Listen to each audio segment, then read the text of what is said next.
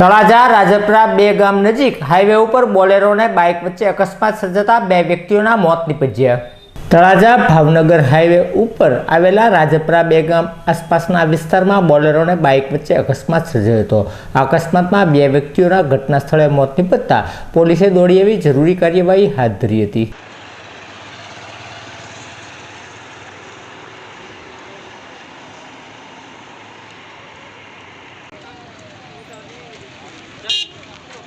તમે કઈ કરતા નહીં તમે અમને લેવાનું ગુસ્સા નો કરતા એ ભાઈ ઉભો રહો ભાઈ બજારનો બાટલા લાઇટિંગ છે જો